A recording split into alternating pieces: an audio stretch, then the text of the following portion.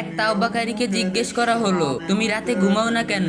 তাওবাকারী চোখ নামিয়ে গভীর একটা নিঃশ্বাস নিয়ে ধীরে ধীরে বললেন, ভাই আমি ঘুমাতে চাই কিন্তু ঘুম আসে না। কারণ যখন চারপাশ নিস্তব্ধ হয়, আকাশের তারা জ্বলে আর সবাই ঘুমিয়ে পড়ে, তখন আমার সামনে আমার নিজের জীবনের পর্দা উঠে যায়। আমি আমার গুনাহগুলোকে স্মরণ করি, এক এক করে মনে পড়ে যায় কোন দিন কোথায়, কোন কথায় কার হৃদয় ভেঙেছি, কোন সময় আল্লাহর হুকুম অমান্য করেছি, কোন মুহূর্তে নামাজ ছেড়ে দিয়েছি, কোন চোখের পলকে হারাম দিকে তাকিয়েছি, কোন অহংকারে কাউকে ছোট করেছি।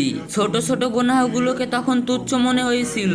আজ রাতে গভীর নীরবতায় সেইগুলো বিশাল পাহাড়ের মতো আমার বুকের উপর চেপে বসে। কল্পনায় নিজেকে দেখি কিয়ামতের দিন আল্লাহর সামনে দাঁড়িয়ে আছি।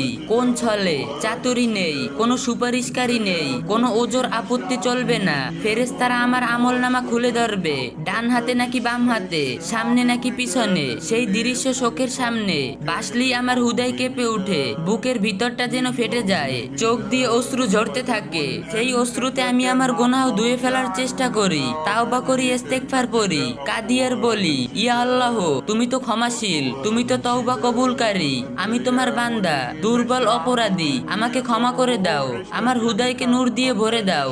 রাত যত গভীর হয় আমার কান্না তত বাড়ে, কখনো সেজদায় পড়ে যাই, কখনো বসে বসে কাঁদি। ঘুম তো আসতে চায়, কিন্তু এই ভয়, এই লজ্জা, এই আশা, আমার এই ভালোবাসা সব মিলিয়ে আমাকে জাগিয়ে রাখে। আমি জানি দুনিয়ার ঘুম তো একদিন শেষ হবেই, কিন্তু আখিরাতের ঘুম যেন না হয়। তাই এই রাতের জাগরণ আমার জন্য রহমতের দরজা খুলে দেয়। ভাই যদি একদিন তুমিও রাতে জেগে উঠে নিজের গুনাহের কথা ভাবো, তাহলে বুঝবে এই না ঘুমানোর আসল প্রকৃতির জাগরণ। তাওবাকারীর চোখে তখনও অশ্রুর আভাস। তিনি শান্ত গলায় শেষ করলেন, আল্লাহ আমাদের সবাইকে সত্যিকারের তাওবাকারী বানিয়ে দিন, যাতে আমরা রাতের অন্ধকারে তার সামনে দাঁড়াতে পারি, যেন কিয়ামতের দিন তার সামনে না কাঁদতে হয়। আমিন। তো গাইস, ভিডিওটা ভালো লাগলে লাইক কমেন্ট শেয়ার করে দিবেন।